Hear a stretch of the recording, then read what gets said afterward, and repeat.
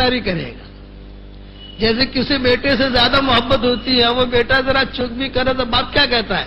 باخبر ہو کر بے خبر ہو جاتا ہے نہیں ہوتا؟ ارے بتاؤ, باخبر ہو کر بے خبر ہوتا ہے نہیں ہوتا؟ پتا ہے کہ بیٹے سے چک ہوئی ہے, پھر بھی بے خبر ہو جائے گا جیسے پتا ہی نہیں. تو اللہ تعالیٰ بھی ستاری کا اظہار کریں گے, یہ کہیں گے مقبول ہے لیکن چوک ہو گئی, کوئی بات معاف کر دیں گے. یہ ابراہیم علیہ السلام نے دعا مانگی, حجر اسود لگا, مقام ابراہیم وہ بنا اور دعا مانگی. پھر اللہ تعالیٰ نے قبول کیا. تو کیسے قبول کیا؟ اللہ نے کہا ابراہیم مانگو, کیا مانگتے ہو, چلو اب مانگو, کیا مانگتے ہو؟ تو انہوں نے کہا اللہ پاک میں تو کیا مانگوں, بس یہ کہ میری اولاد میں سے ایک نبی دے اور ان کی ایک بہترین امت دے. حضور صلی اللہ علیہ وسلم کو مانگا اور یہ امت مانگی. اسی لیے آپ فرماتے تھے میں میرے باپ ابراہیم کی دعا کا ظہور ہوں. کتنی بڑی چیز مانگی ہے حضرت ابراہیم علیہ السلام نے, کتنی بڑی خیر ہے دیکھو. اللہ نے کہا اچھا چلو آواز لگاؤ, وَأَذِّن فِي النَّاسِ بِالْحَجِّ يَأْتُوكَ رِجَالًا وَعَلَىٰ كُلِّ ضَامِرٍ يَأْتِينَ مِنْ كُلِّ فَجٍّ عَمِيقٍ لِيَشْهَدُوا مَنَافِعَ لَهُمْ. 70 پارے میں اللہ تعالیٰ فرماتے ہیں کہ چلو اعلان لگاؤ, گھر تیار ہو گیا, آ جاؤ بھائی, میں نے اللہ کا گھر بنا لیا, آ جاؤ. روایتوں میں یہ ہے, در منصور کی روایت ہے, یہ حوالہ اس لیے دے رہا تھا کہ علماء حضرات وہاں رجوع کر لیں. در منصور میں یہ روایت تفصیل سے لکھی ہے کہ حضور صلی اللہ علیہ وسلم نے فرمایا جب ابراہیم علیہ السلام نے یہ آواز لگائی, جتنے روحیں تھیں انہوں نے لبیک پڑھی. ایک مرتبہ کسی نے لبیک کہی, ایک مرتبہ وہ حج میں جاوے گا, 2 مرتبہ لبیک کہی, 2 مرتبہ جاوے گا, 3 مرتبہ لبیک کہی, 3 مرتبہ جاوے گا, اور سب نے لبیک, حاضر حاضر, لبیک اللہم لبیک لبیک لا شریک لک لبیک ان الحمد والنعمت لک والملک لا شریک لک.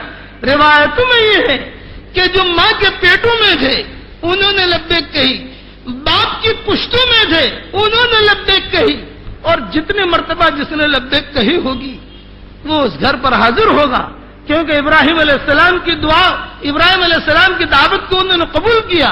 اور جنہوں نے لبیک نہیں کہی ہے لیکن مسلمان ہیں, دل میں تمنا ہے, وہ حج کو نہ جا سکے, دعا کرتے رہے, دعا کرتے رہے, تو اللہ تعالیٰ ان کی نیت کے اعتبار سے انہیں اجر دے گا. کہ بعض لوگ بیت اللہ نہیں جا سکتے, زندگی پر دعا کرتے ہیں اللہ تو ہمیں تیرے گھر پر پہنچا, حج ان پر فرض بھی نہیں ہوتا اور وہ بیچارے جا بھی نہیں سکتے, حالات ہیں, کمزور ہیں, غریب ہیں, لیکن نیت ہے, اس نیت پر بھی اللہ انہیں اجر دے گا. اب ابراہیم علیہ السلام کی اس دعا کے اوپر دعا مانگنے والا ایک آدمی اور آمین کہنے والا بیٹا فرما بردار ہے. قبیلہ بنی جرہم کے لوگ یہ منظر دیکھ رہے تھے, لیکن تاریخ کے اندر یا حدیثوں میں ان کے بارے میں یہ وضاحت سے چیزیں نہیں ملتی کہ انہوں نے کتنا ساتھ دیا ابراہیم علیہ السلام کا. تھے تو صحیح, بے عورتیں بھی تھی, ان کا مرد بھی تھے, لیکن انہوں نے کتنا ساتھ دیا یہ کوئی وضاحت نہیں ملا کرتی. لیکن اتنا ضرور ملتا ہے کہ ان میں کچھ بھلے لوگ بھی تھے, کچھ بھلے لوگ. بعض مرتبہ غیر مسلم کوئی ہوتا ہے لیکن اس میں امانت داری ہوتی ہے, بعض مرتبہ ایک یہودی ہے لیکن اس میں سچائی ہوتی ہے. تو علماء نے لکھا ہے کہ وہ بھلے یہودی ہے مذہباً و مشرک ہے آدمی, لیکن ان میں جو سچائی ہے اس سچائی کی وجہ سے اللہ اس کے کاروبار کو بہت بڑھائے گا, تو اس کے کاروبار چلے گا وہ سچائی کی وجہ سے. اور ایک مسلمان ہے, مذہباً مسلمان ہے لیکن سچائی نہیں ہے, تو اس کا کاروبار اتنا نہیں بڑھے گا. کیونکہ سچائی کہ جس کی بھی ہوگی اللہ کہتے ہیں تیرے پاس ہوگی تو تجھے فائدہ دوں گا, اس کے پاس ہوگی تو اس کو فائدہ دوں گا. تو کچھ لوگ بھلے تھے جو اسماعیل علیہ السلام کی مدد کرتے تھے, اسماعیل علیہ السلام کے ساتھ رہتے تھے. اب ابراہیم علیہ السلام جب روانہ ہونے لگے تو ابراہیم علیہ السلام نے اسماعیل علیہ السلام سے کہا بیٹا یہ گھر بن گیا, اب میں اس گھر کی پوری ذمہ داری تجھے سونپتا ہوں, اس گھر کی صفائی رکھنا.